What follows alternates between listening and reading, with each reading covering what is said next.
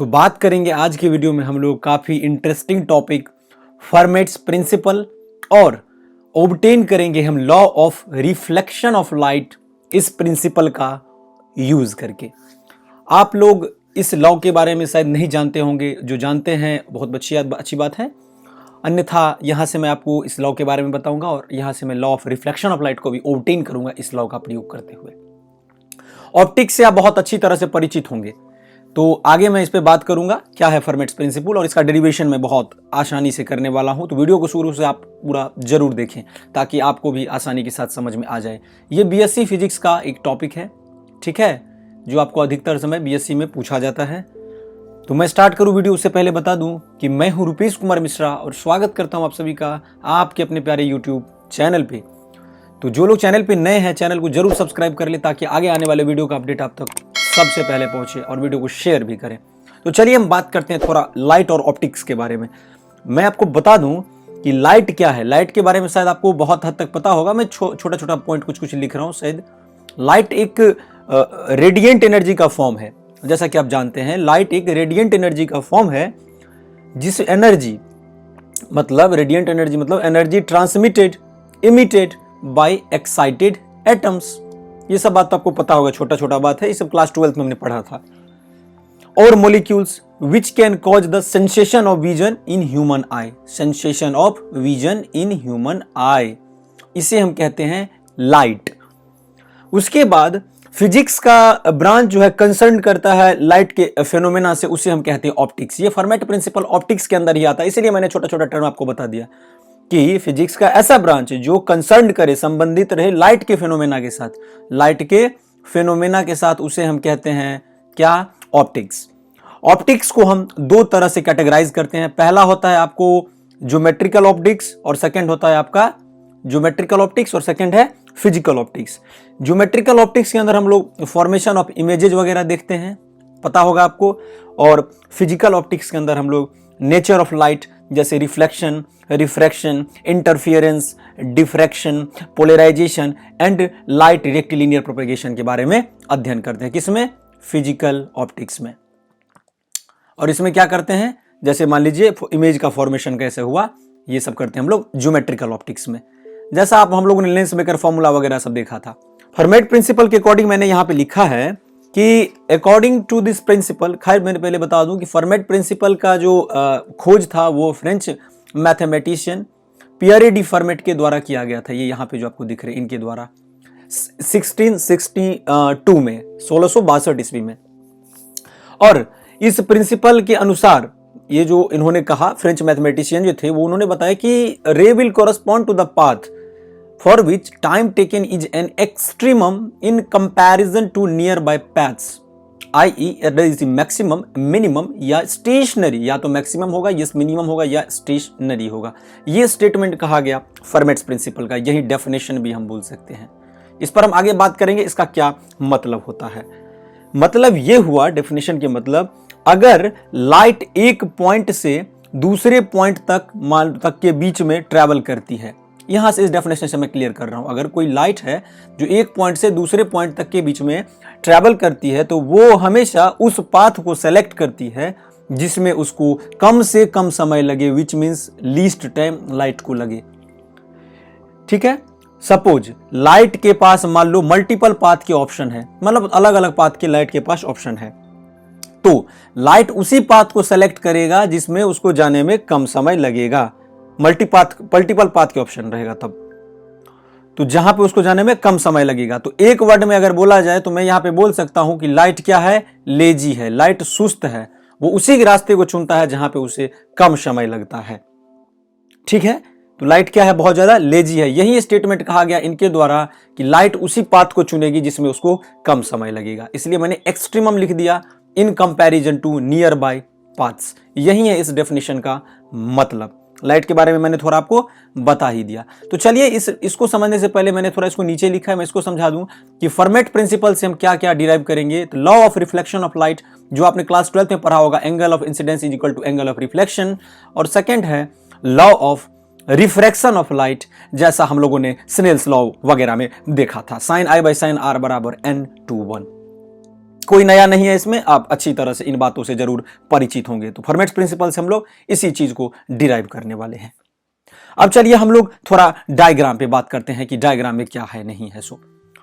Suppose कर लीजिए कि यहां पे कोई लाइट था, यहां पे मान लो सपोज करो ए पॉइंट पे, अगर मान लो आप डायरेक्ट पाथ के अनुसार देखो, ये कोई सेकंड पॉइंट है तो लाइट यहां से यहां तक आता, डायरेक्ट पाथ के अनुसार, ये मैं बता रहा हूं डायरेक्ट पाथ के अनुसार यहां तक लाइट आने वाला था। लेकिन रिफ्लेक्शन का फेनोमेना अगर हम देखें तो ये यहां से लाइट आएगा, यहां पे आप गौर करोगे, और फिर यहां से ये रिफ्लेक्ट होके वापस यहां पे चला जाएगा, क्योंकि ये रिफ्लेक्शन ऑफ लाइट का इसी तरह का फेनोमेना होता है। The फेनोमेन in the change the path of light without changing it's medium.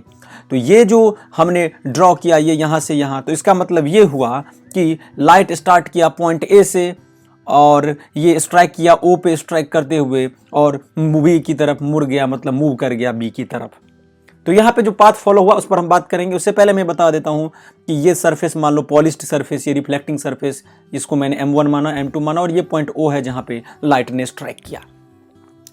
और कुछ हम लोग ज्योमेट्री का यूज करेंगे, जैसा हम लोग क्लास 10th में पढ़ते आए हैं, तो कुछ ज्योमेट्री का तो यूज करना पड़ेगा। ये यहाँ से यहाँ हमने माना कि इसका हाइट मान लो A है, सिमिलरली यहाँ से यहाँ इसका हाइट अगर माने तो ये हो गया B, ठीक। और ये तो आपको पता है कि ये हो गया आपको परपेंडिकुलर, ठीक है, ये नॉर्मल जो होता है आपको, तो ये यहाँ पे नॉर्मल हो गया। ये आपको एंगल ऑफ इंसिडेंस होता है, ये एंगल ऑफ रिफ्लेक्शन, ये सब कोई नया चीज़ नहीं है। हमने ये हॉरिजॉन्टल डिस्टेंस यहाँ पे D मान लिया, और ये एंगल ऑफ इंसिडेंस I है तो इधर भी एंगल ऑफ इंसिडेंस I होगा। ये R है इधर तो ये इधर वाला R होगा। ये सेकंड ट्रायंगल है, ये सेकंड ट्रायंगल, ये फर्स्ट ट्रायंगल। चलिए हम ऐसे इधर भी ड्रॉ कर लेते हैं, एक परपेंडिकुलर इधर भी ड्रॉ कर सकते हैं ट्रायंगल को समझने के लिए। तो सपोज करो आप कि ये यहाँ पे x है तो ये वाला भी यहाँ पे क्या हो जाएगा, ये x होगा। ये वाला a है तो ये वाला भी a होगा। ये d माइनस एक्स है तो ये भी d माइनस एक्स होगा। ये b है तो ये भी b होगा। सब ज्योमेट्री का यूज करके हम लोग समझ रहे हैं। अगर ये वाला यहाँ से यहाँ हमने डिस्टेंस x लिया और ये पूरा d है तो ये M2O का डिस्टेंस आपको कितना हो जाएगा, d माइनस एक्स। यहाँ से यहाँ ज्योमेट्री करके d माइनस एक्स ये हो जाएगा। अब अगर आप लोग डायग्राम पे ध्यान दो, एकदम डायग्राम को गौर से देखना, तो पाथ जो लाइट ने फॉलो किया डायग्राम में, पाथ फॉलोड बाय लाइट, मतलब कि टोटल लेंथ, जैसे ये ए से आया, ये ओ पर स्ट्राइक किया और ये बी पर गया, तो टोटल लेंथ इसका हम कैलकुलेट करेंगे। तो लेंथ बराबर हो जाएगा ए ओ, मतलब ए से ओ पे आया, ओ से बी पे गया, तो टोटल हो गया ए ओ प्लस ओ बी। अगर आप डायग्राम में देखोगे तो ए ओ आपका हाइपोटेनियस है, तो हाइपोटेनियस बराबर क्या होता है, परपेंडिकुलर का स्क्वायर और प्लस बेस का स्क्वायर। ये यहाँ पे देखो ए ओ हमें कैलकुलेट करना है, ये वाला पार्ट, तो क्या हो जाएगा, ये ए ओ अगर निकालते हैं तो इसका स्क्वायर और प्लस इस वाले पोर्शन का स्क्वायर। हम फर्स्ट ट्राइंगल में देख रहे हैं, ये फर्स्ट ट्राइंगल है हमारा, तो इसको आप करोगे तो ये हो जाएगा आपका ए का स्क्वायर प्लस एक्स का स्क्वायर का अंडर रूट, प्लस सिमिलरली आप सेकंड ट्राइंगल में देखोगे हाइपोटेनियस ओ बी है, तो ये आप जब कैलकुलेट करोगे तो ये आपको निकलेगा b square plus d minus x का होल स्क्वायर। ये यहाँ पे एक बार फिर आप देख लो, ये हो गया बी स्क्वायर, ये बी स्क्वायर और प्लस ये डी माइनस एक्स का होल स्क्वायर, अगर हम ये निकाल रहे हैं तो, क्योंकि यहाँ पे हमारा 90 डिग्री ये बन रहा है और यहाँ पे 90 डिग्री हमारा ये बन रहा है। बहुत ही सरल तरीके से मैं इसे समझा रहा हूँ ताकि आपको क्लियरली समझ आ जाए। तो हाइपोटेनियस तो हमने देख लिया ये है, तो मैंने टोटल लेंथ ये लिख दिया। अब फर्मेट्स प्रिंसिपल क्या कहता है, फर्मेट्स प्रिंसिपल के अनुसार आप जो है जानते हैं कि टाइम ऑफ मतलब कि लिस्ट समय लगेगा लाइट को, इस पर हम बात करेंगे, time of travel of light minimum. इससे पहले मैं थोड़ा ये बता देता हूँ, हमने डायग्राम में क्या क्या किया, दो प्लेन मिरर लिया जिसे पॉलिश कर दिया, उसके सरफेस पे मैंने इसे बता दिया था और मैंने लिख भी दिया उसे। ए और बी जो है वो टू फिक्स्ड पॉइंट्स हैं, और ए लेट ए रे ए ओ बी कनेक्ट करता है उसको, ये ए ओ बी कनेक्ट करता है उस पॉइंट को। Draw a normal from O, O से हमने यहाँ पे एक परपेंडिकुलर नॉर्मल ड्रॉ किया था। ए M1 बराबर ए, बी M2 बराबर बी, जो चीज़ हमने ज्योमेट्री में किया वही बातें मैंने यहाँ पे लिख दिया ताकि आपको और समझने में आसानी हो सके। अब चलिए फर्मेट्स प्रिंसिपल का यूज करते हुए हम जानेंगे कि time of travel of light क्या होना चाहिए, वो मिनिमम होना चाहिए। तो जब इसका हम डेरिवेटिव निकालेंगे, डिफरेंशिएट करेंगे, क्योंकि हमें लीस्ट टाइम निकालना है, तो आप इसको डेरिवेट करो इस इक्वेशन को, तो आप अंडर रूट को क्या 1/2 लिख सकते हो, इसको इसके रिस्पेक्ट में हमने ऐसे डिफरेंशिएट कर दिया। ये तो आपको पता होगा, ये बेसिक डिफरेंशिएशन का फॉर्मूला है। इस साइड भी हमने डिफरेंशिएट कर दिया तो हमें कुछ ऐसा देखने को मिला। अब चलिए आगे देखते हैं इस पर क्या होगा नहीं होगा। सो इसको जब हमने डिफरेंशिएट किया, फिर नेक्स्ट टर्म हमको ये मिला इस तरह से, इसमें dl/dx तो 0 हो जाएगा, मिनिमम है, आपको कुछ इस तरह से डिफरेंशिएट करने पे रिजल्ट आएगा। फिर आप इसको इस साइड सेपरेट करोगे, ये 2 से 2 कैंसिल हो गया, तो आपको कुछ ऐसा दिखेगा, माइनस से माइनस कैंसिल और x/√, ऐसे करके हमें देखने को मिल जाएगा ये रिजल्ट। ये मैथमेटिकल है, इसमें मुझे कुछ बताने का जरूरत तो है नहीं। अब यहाँ पे ये मैंने साइन आई क्यों लिखा और बराबर साइन आर। अब चलिए हम लोग फिर डायग्राम में देखते हैं। देखो आप डायग्राम में ऑब्जर्व करोगे कि अगर हम साइन आई का वैल्यू कैलकुलेट करते हैं यहाँ से, यहाँ पे अगर आप साइन आई निकालोगे, ये आई है मान लो, तो इसके सामने वाला एंगल हो गया कितना, ये पी हो गया, ये तो एच हो गया, ये बी हो गया। तो sine i is equal to कितना हो जाएगा, साइन का फॉर्मूला होता है पी अपॉन एच। तो पी क्या हो गया यहाँ पे, पी हो गया एक्स, और अपॉन में आप यहाँ पे कितना लिखोगे, एच हो गया आपका p square plus b square. तो पी का वैल्यू कितना हो गया, p square plus b square, तो हो गया ये हो गया एक्स स्क्वायर, मतलब ए स्क्वायर प्लस यहाँ पे कितना हो गया ए स्क्वायर और प्लस एक्स स्क्वायर।